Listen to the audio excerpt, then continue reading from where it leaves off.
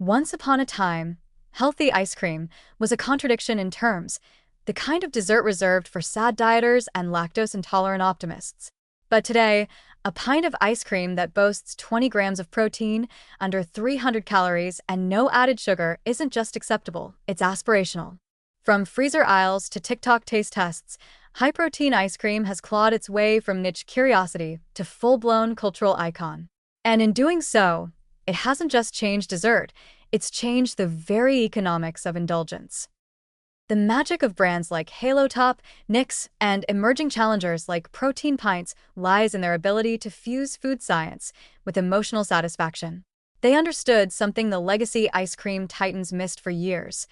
People don't want to stop eating ice cream, they just want to stop feeling bad about it. Enter the protein-forward pint, a marvel of modern formulation that promises all the creamy decadence of traditional ice cream with a fraction of the sugar, calories, and guilt. Spoon in hand, consumers are eating it up.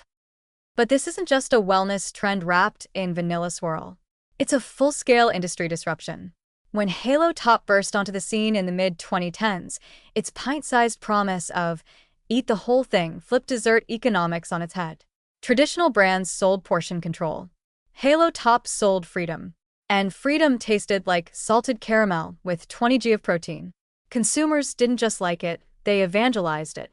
Sales skyrocketed.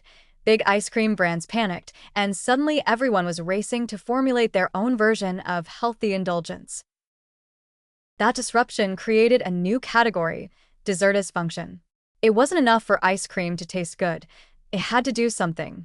High-protein ice cream slotted perfectly into a growing consumer mindset that expects more from food. Satiety, muscle support, blood sugar stability.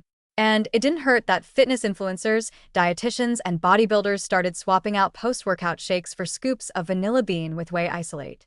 It was indulgence with a wink of discipline, the ultimate modern meal hack. Behind the scenes, food tech was doing some serious heavy lifting. Making a low-calorie, high-protein, low-sugar ice cream that doesn't taste like frozen chalk is no easy feat. Brands like Nix have leaned heavily into food innovation, using sweeteners like allulose and erythritol, fiber blends for creaminess, and dairy proteins that deliver the texture of real cream without the fat. Some brands even employ air-turning techniques that bulk up the pint with volume and mouthfeel, so you feel like you're eating a rich dessert, even if the macros say otherwise. This innovation isn't cheap, and it's part of why protein ice creams can still cost $5, $8 a pint. But consumers have shown they're willing to pay for the combination of satisfaction and better-for-you claims. That premium pricing model has actually helped the category thrive. It sends the message that this isn't junk food. It's functional food disguised as dessert. That's a wildly effective piece of marketing psychology. Instead of cutting ice cream out, consumers can now consider it part of a wellness routine. Dessert becomes part of the diet plan, not the cheat day. Legacy brands are catching on.